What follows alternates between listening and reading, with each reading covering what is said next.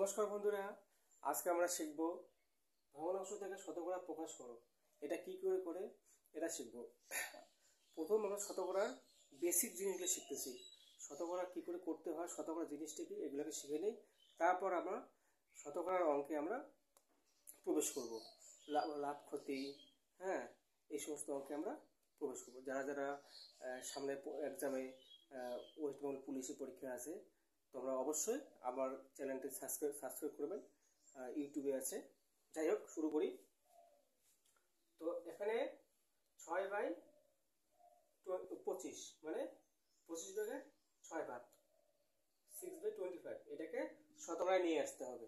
তো মনে করো আমরা পড়াশোনা জানি না, তাহলে এটা কি করে করব? 25 ভাগের 6 ভাগ মানে কি, 25টা জিনিস আছে, তার মধ্যে 25টার মধ্যে 6টা, এটা হচ্ছে 25 ভাগের 6 ভাগ। তো এটা শতকরা নিয়ে আসতে হবে। শতকরা মানে কি, 100তে কয়টা হবে, তাই না? 100তে কত হবে?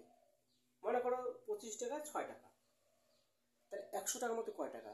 তাহলে আমরা যদি এমনি জেনারেলি হিসেব করি, তাহলে 25 টাকায় 6 টাকা, তাহলে 50 টাকা কত হবে? তাহলে 12 টাকা। আর 75 টাকা কত টাকা হবে? 18 টাকা। আর 100 টাকা কত হবে? 24 টাকা। হয়ে গেল। তো এটা তো এমনি এমনি বললে হবে না, এটাকে অঙ্কে করতে হবে। তাহলে আমাকে কি করতে হবে? 25 ভাগের মধ্যে 6 ভাগ যদি হয়, তাহলে 100 ভাগের মধ্যে কয় ভাগ? তাহলে 100 দিয়ে কি করতে হবে? গুণ করতে হবে। তাহলে নির্ণয় শতকরা মান, নির্ণয় শতকরা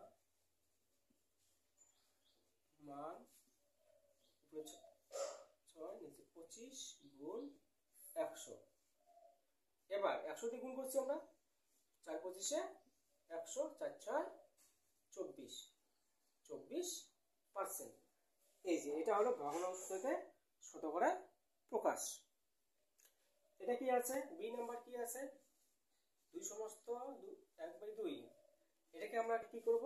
এটা মিশ্র ভগ্নাংশে আছে, এটা ভগ্নাংশে নিয়ে 2 2 4, এটার সাথে এটা গুণ করে এটার সাথে যোগ, 2 2 4, আর এটার সাথে যোগ কত হয়? 4 1 5। আবার বলতেছি, আমি কিন্তু যারা একদম অঙ্ক পারে না তাদের জন্য আমি করাচ্ছি। এটার সাথে এটা গুণ, 2 2 4, আর এটার সাথে এটা যোগ, 4 1 5, 5/2। কি লিখতে হবে? নির্ণয়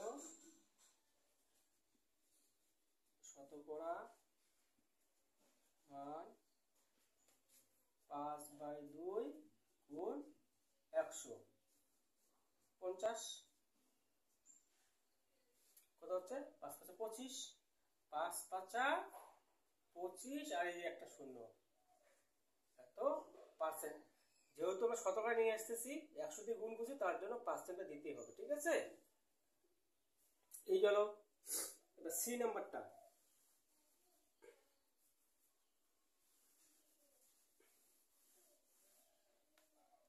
3/5। এটা তো কি হবে তাহলে?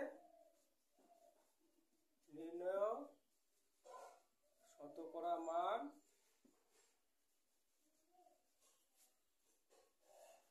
3/5 গুণ 100, 5 20 100, 3 20 60, 60%।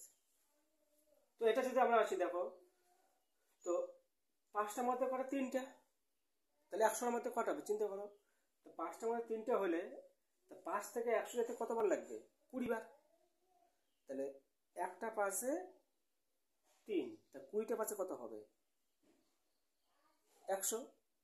তাহলে একটা 5-এ 3 যদি হয়, তা 20টা 5-এ 100 হচ্ছে, তা 20টা 3 আসবে, তা 3 20 60। বুঝে গেছে? তো এবার আমরা শিখব দশমিক ভগ্নাংশ থেকে শতকরা নিয়ে আসা।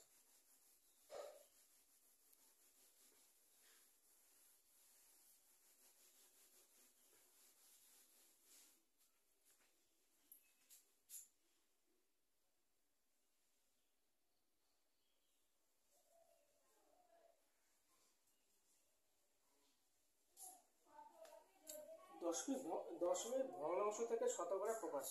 এটা কি করে করব?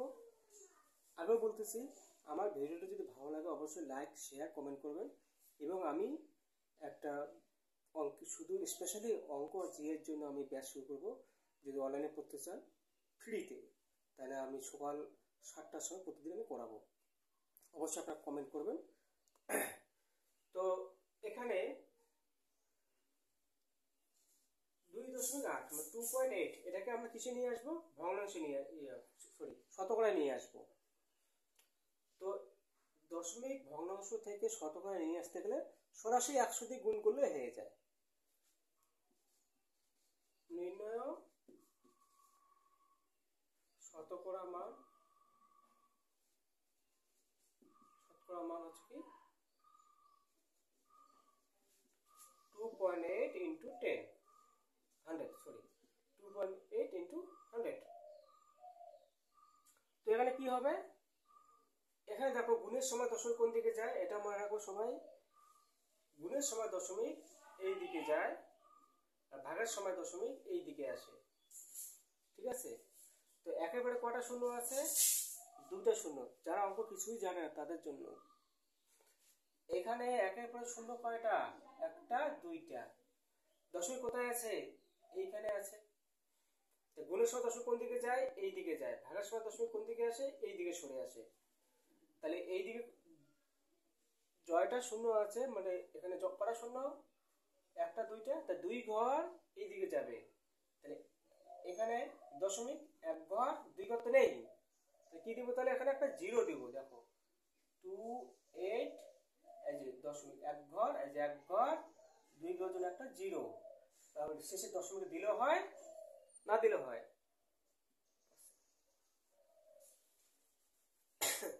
সেম টু সেম এটা কত হবে? এটা 5.6 ইন্টু কত? 100। তাহলে কয় ঘর যাবে? 1 ঘর 2 ঘর। তাহলে এখানে কত আছে বলো? এখানে দশমিক আছে, তাহলে 1 ঘর 2 ঘর, এখানে কিন্তু 0 দিতে হলো না। 7 এটা 36.5 ইন্টু 100। তাহলে একটা 2টা দশমিক শূন্য কটা? 2টা। দশমিক কয় ঘর যাবে? 2 ঘর এদিকে যাবে। তাই কি হবে? 1 ঘর এখানে আছে, 2 ঘর তো নেই, কি দিব? একটা 0 দিব একটা। ঠিক আছে? এটাও শিখাবো যে দশমিক 100 বা 1000 বা 1 লাখ দিয়ে গুণ করলে দশমিক কি করে সরে। এই সমস্ত অঙ্ক তোমরা 6 এর বইয়ে, 7 এর বইয়ে পাবা। 6, 7 এর অঙ্কগুলো অবশ্যই তোমরা দেখবা। 6 এর শতকরা প্রকাশ নির্ণয় আছে, শতকরা অঙ্ক অবশ্যই করবা। এরপরে আমরা করাবো শতকরা লাভ এবং শতকরা ক্ষতি।